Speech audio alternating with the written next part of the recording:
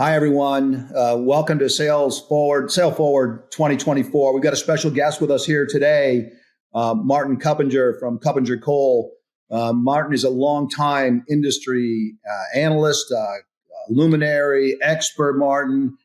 We love talking with you, and I certainly appreciate you spending a few minutes with us here today. Thank you, Matt. A pleasure to talk to you again, and thank you for inviting me, giving me the opportunity to share some of my thoughts. Yeah, no, we look forward to it. I think our teams here that are all out in the audience listening here today would love to hear a little bit, maybe talking about the overall industry, the market, right? Maybe trends that you're seeing in the customers and prospects you're talking to.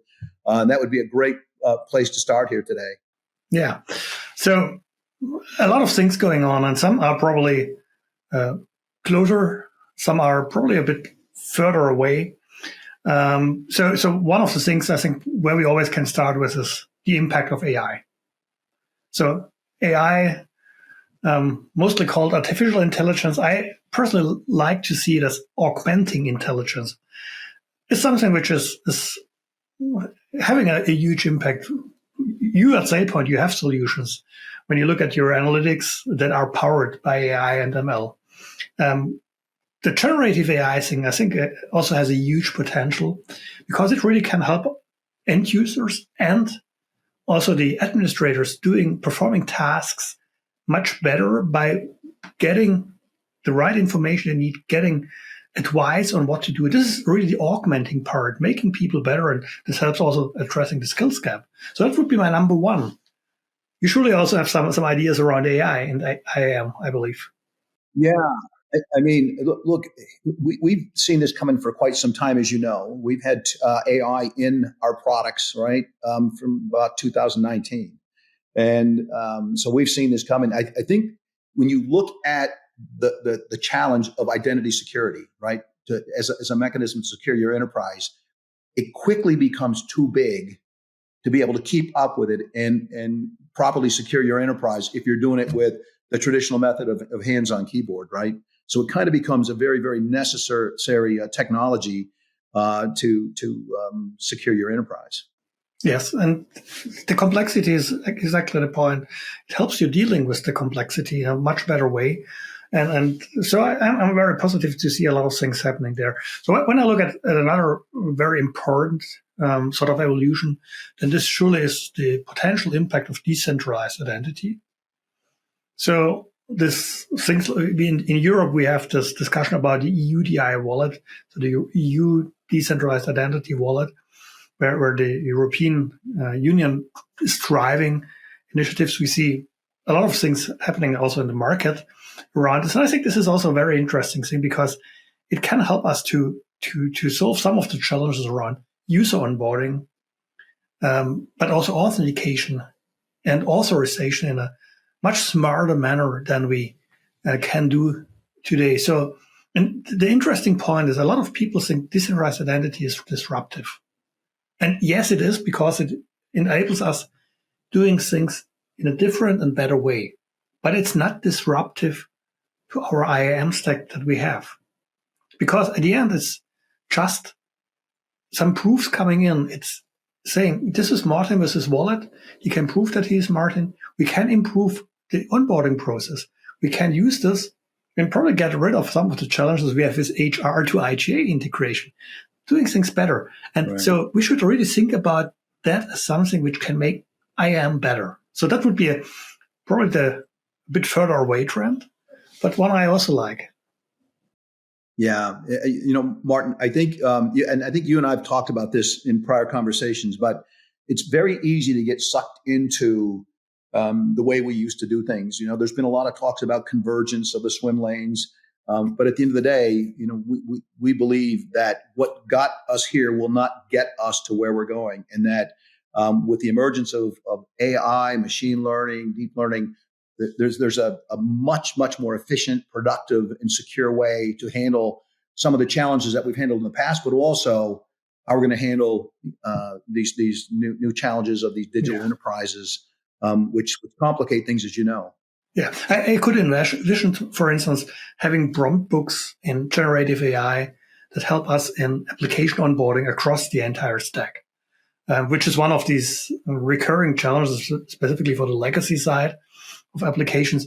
We can do things better, but you touched swim lanes. And this is the interesting thing, because I don't see this convergence as a real trend.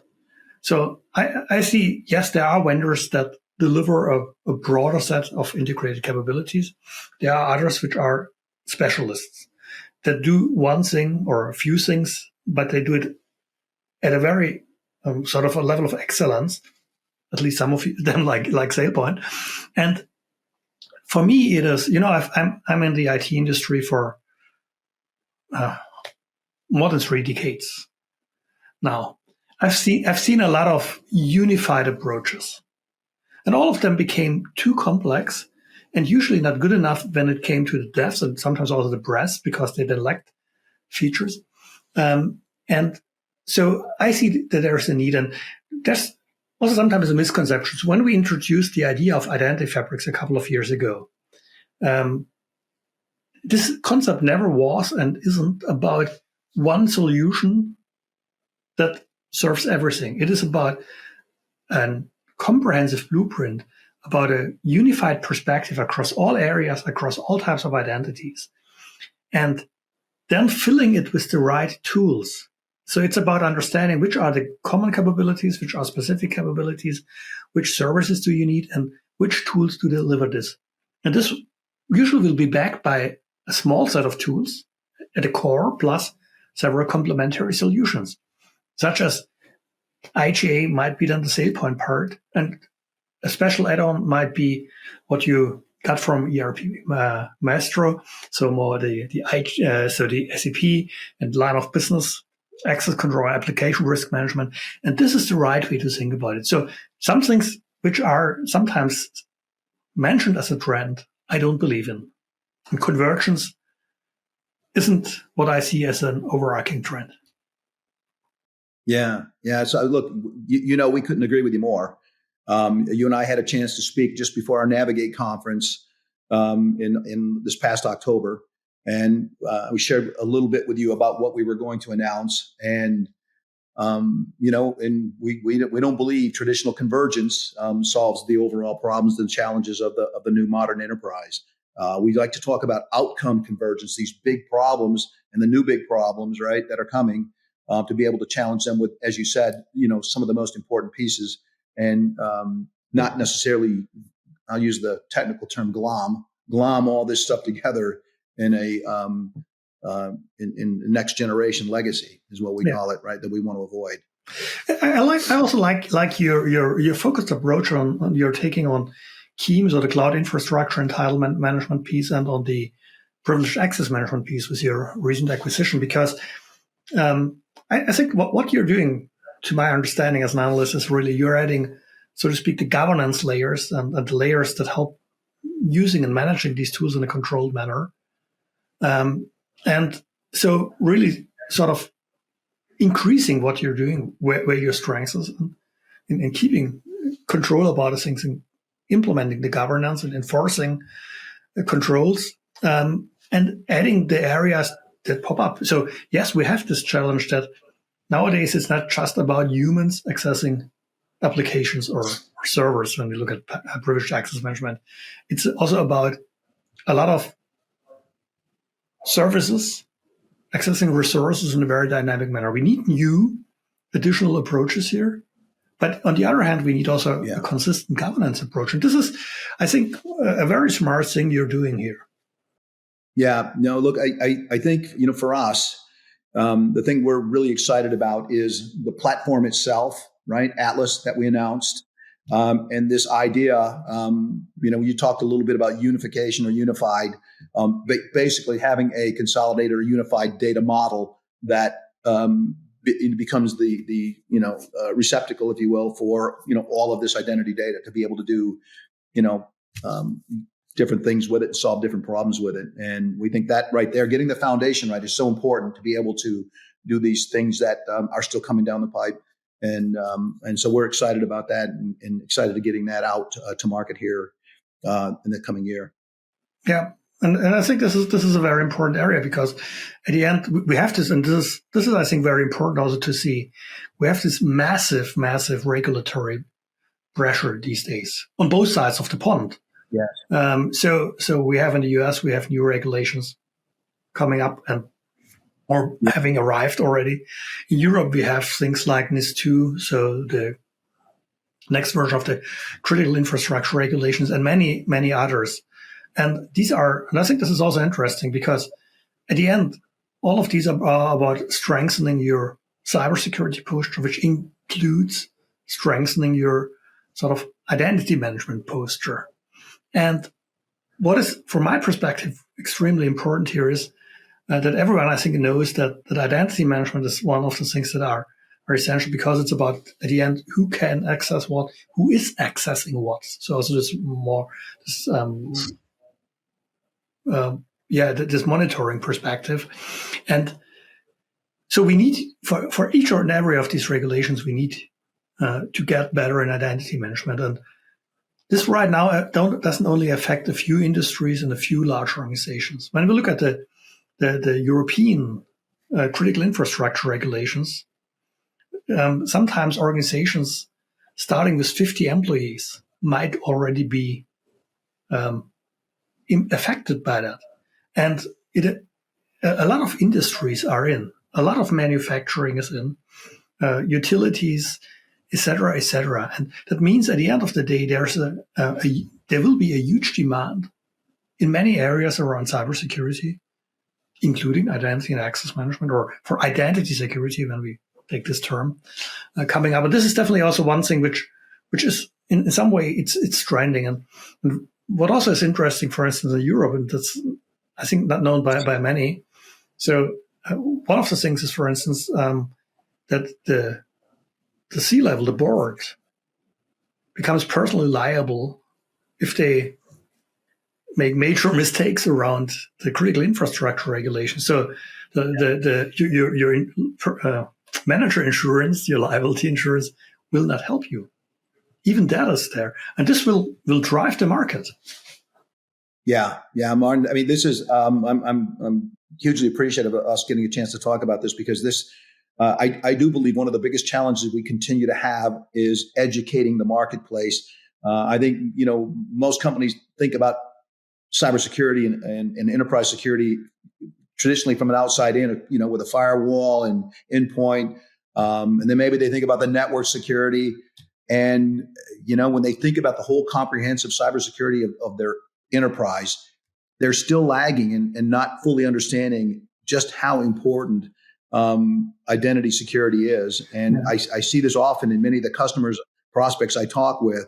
Would love to hear your perspective on this. I mean, do you feel like people are really starting to understand the importance of identity security as it relates to the overall, security posture for your company? Yeah, so I think good news in that context is that we see more and more CISOs, so the Chief Information Security Officers, being in charge of IAM. So IAM is increasingly shifting into the realm of the CISO with a unified perspective.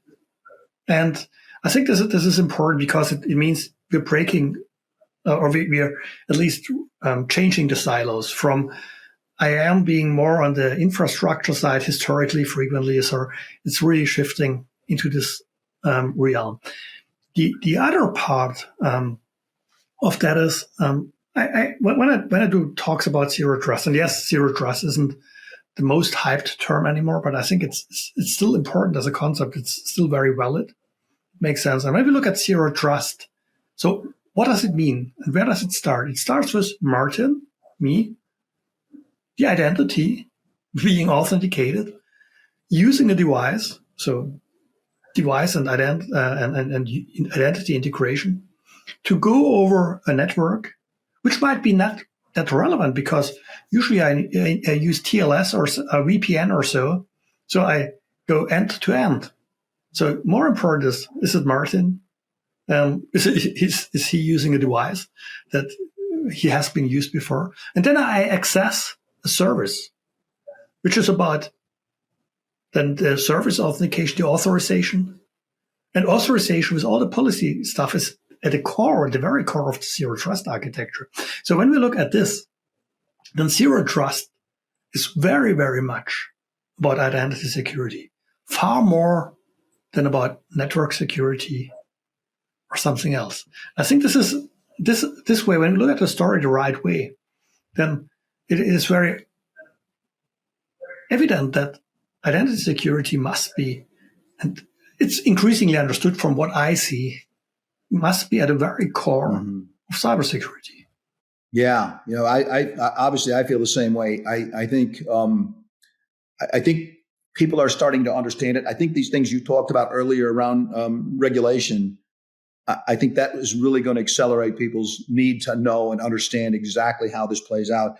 I think these SEC regulations actually started. I think they announced them in September of this past year, and I think they became in effect here in January. So we're going to start seeing that. I've read a number of research articles where they actually believe the